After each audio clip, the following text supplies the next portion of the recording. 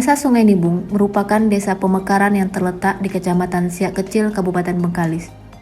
Desa ini memiliki wilayah seluas 9.500 hektar yang terdiri dari 5 wilayah dusun, 6 RW, dan 17 RT. Dihuni oleh 1.486 jiwa atau 419 kepala keluarga yang berlatar etnis Melayu, Jawa, Minang, Batak, dan sebagian kecil Tionghoa. Terdapat 3 sungai yang mengaliri desa Sungai Nibung, yaitu Sungai Siak Kecil, Sungai Bakung, dan Sungai Nibung. Sungai Nibung memiliki potensi sumber daya berupa pertambangan minyak bumi, perkebunan, peternakan, perikanan darat, dan usaha mikro kecil menengah. Sektor perkebunan, kelapa sawit menjadi primadona masyarakat dengan luas perkebunan swadaya 486 hektar.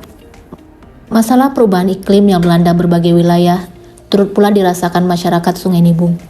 Perkebunan kelapa sawit yang menjadi unggulan mulai terdampak. Terjadi penurunan produksi akibat pengaruh cuaca. Tidak hanya itu, tahun 2023 banjir melanda wilayah dusun Sungai Bakung. Sebanyak 37 kepala keluarga terdampak banjir dan 4 kepala keluarga terpaksa mengungsi.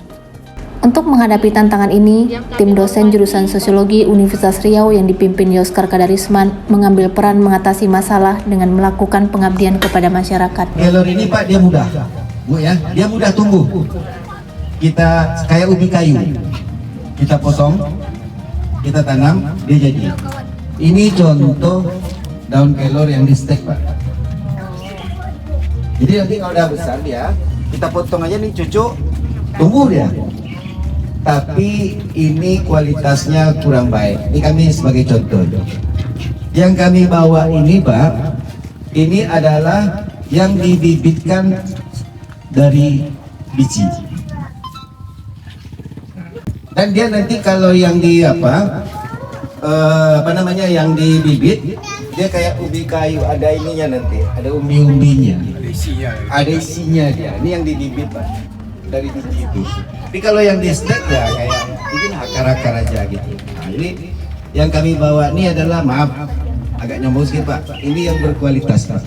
Kami juga membawa kompos dan pupuk, itu nanti bisa kita gunakan untuk pembenihan. Jadi kalau nanti tidak cukup, bagilah sebatang seorang, kalau bisa 2 batang, sisanya nanti kita mungkin Bapak melalui Pak Kadus dikoordinir untuk pembenihan daun kelor. Daun kelor ini sebenarnya tidak susah. Ya sama dengan pucuk ubi, kita petik, kita bikin sayur, bening boleh, pakai santan boleh. Bahkan kalau dia banyak, ini Pak, ada yang dijadikan teh. Ini dijual lebih kurang harganya 15 sampai 20.000 satu bungkus. Nah, jadi kan nanti kalau udah kita jadi kampung kelor, udah banyak kelor nanti melalui Pak Kadus, nah bisa kita produksi asal label. Label ini nanti kita bisa urus ke BP POM bahwa ini adalah teh daun kelor. Nah, bisa kita jadikan teh. Tapi paling tidak setiap hari kalau dia berdaun banyak, bisa kita bikin sayur. Bikin sayur aja dia, kita sudah masak aja, kasih bawang, kasih kunyit sedikit masukkan dia kayak kita masak sayur kangkung Bu ya. Itu sudah memberikan manfaat bagi kita. Dan dia mudah untuk berkembang biak. Kita potong, kita tanam, kita stek, jadi dia. Cuman dia kurang bagus dia kalau dari hasil stek, yang makanya yang bagus itu dari bijian. Program membangun kampung kelor dipilih menjadi solusi. Tanaman kelor dengan bahasa Latin Moringa aloe vera diperkenalkan bukan sebagai solusi sederhana, melainkan sebagai instrumen multifungsi yang mampu menjawab berbagai tantangan ekologis, kesehatan, dan ekonomi. Program ini bukan sekedar proyek biasa, tetapi sebuah strategi untuk meningkatkan ketahanan, keberlanjutan, dan kearifan komunitas rural dalam menghadapi perubahan iklim. Bengkalis palingnya belum ada nih. Alhamdulillah Pak ya. Terima Pak ya. Betul. Hasil penelitian Trigo dan kawan-kawan yang dirilis tahun 2020 menemukan bahwa tanaman kelor memiliki laju penyerapan karbon dioksida 20 kali lebih tinggi dibandingkan vegetasi umum. Mungkin kalau musim panas kekeringan ya Pak ya, kalau musim hujan dia tergenang, ini bisa bermanfaat juga bagi lingkungan. Tanaman kelor dinilai mampu mencegah pemanasan global, menurunkan emisi gas rumah kaca, menjaga keseimbangan ekosistem hutan, dan melindungi erosi. Ketahui dulu di tempat sosialisasi seperti ini, kondisi keasaman tanahnya nggak diperhatikan, ya. Dianggap sama dengan waktu dia uji coba itu.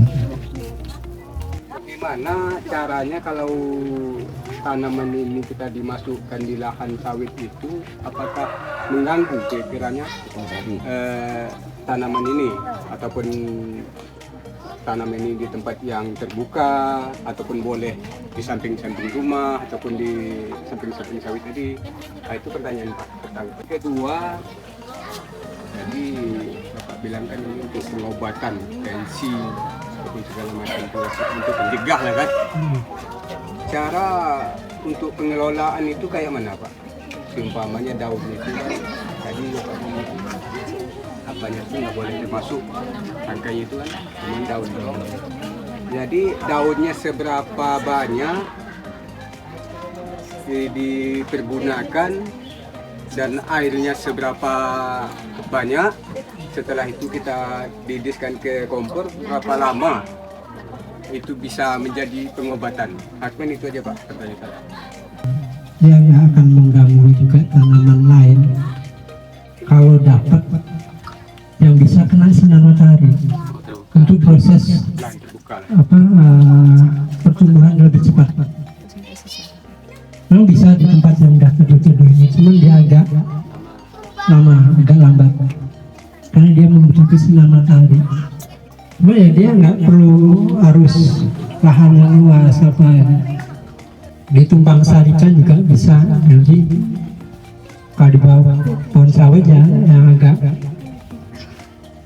bisa kena sinar matahari lah kalau untuk tahap penanaman awal. Tapi kalau udah tumbuh nggak masalah gitu. Jadi yang sayur itu Pak, apa pucuknya ada, apa daun itu bisa juga, daun tua-tua atau gitu? Mana Mas, tengok kan Mas. Kalau yang lebih apa kan yang enak lebih yang mudah. Yang mudah lah ya. Yang mudah pucuknya aja. Ya suka-suka dan Dalam program ini, masyarakat diberi pemahaman mendalam tentang fungsi tanaman kelor bagi ekologis, ekonomi, dan kesehatan. Tidak hanya itu, masyarakat didorong untuk mengembangkan tanaman kelor di level rumah tangga melalui pembagian bibit kelor. Dusun Mekarjaya dipilih sebagai area pilot project yang ditandai dengan pembangunan gapura. Kami percaya bahwa pengetahuan dan keterampilan dalam budidaya kelor akan memiliki peran penting dalam upaya ketahanan, keberlanjutan, dan kearifan dalam memitigasi krisis perubahan iklim, menjaga lingkungan desa dari bencana banjir, serta membuka peluang ekonomi baru bagi masyarakat, khususnya kelompok perempuan. Melalui pelatihan, peserta diharapkan mampu mengembangkan tanaman kelor, mengolah produk turunan bernilai ekonomi tinggi, merangsang pemasaran lokal, serta memberikan masyarakat inovasi baru. Keterlibatan aktif masyarakat dalam setiap tahapan kegiatan menciptakan rasa tanggung jawab. Dengan metode partisipatif, keberlanjutan program dapat terjaga. Inisiatif program ini dapat menjadi model bagi desa lain, serta turut mendukung pencapaian tujuan pembangunan berkelanjutan. Kegiatan kami ini bermanfaat nggak untuk masyarakat? Bermanfaat. Kira-kira kalau dari daun kelor ini bisa dibikin apa tuh Bu? Bikin teh, untuk di sayur bisa, untuk bikin makanan kayak bolu bisa. Kami dari sosiologi khususnya dengan ada pengabdian ini, bagaimana tanggapan Bapak sebagai kepala dusun?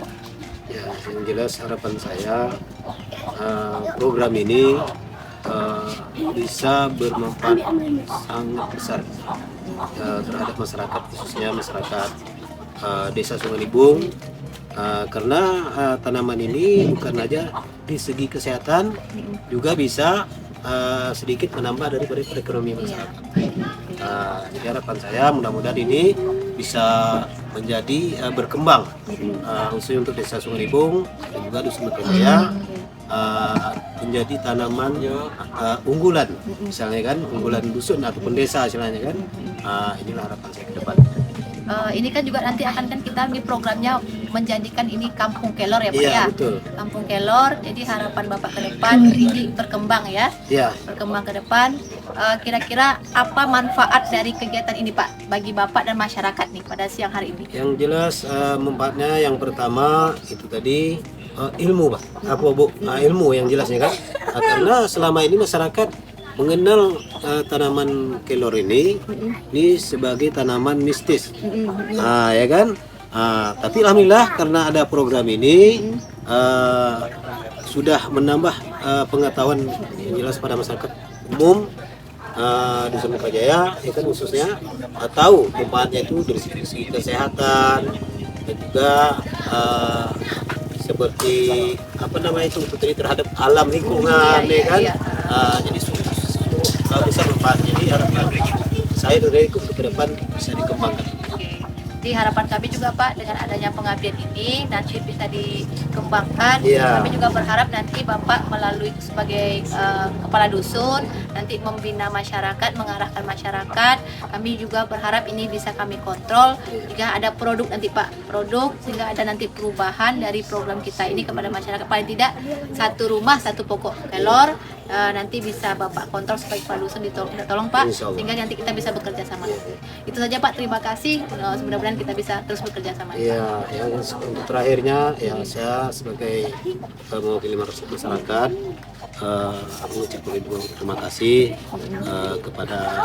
kepada adik-adik dari KN, anak kita, ya kan, yang sudah istilahnya itu mulai dari program kemarin, ya kan, sudah banyak di sini memberikan apa namanya itu seperti ilmu, ya kan, yang cukup bermanfaat bagi kami, bagi masyarakat, pengetahuan. Inilah mudah-mudahan kami doakanlah semoga cita-cita anak-anak kita ini mungkin tercapailah ke depannya. Kampung Kelor Dusun Bekerja ya.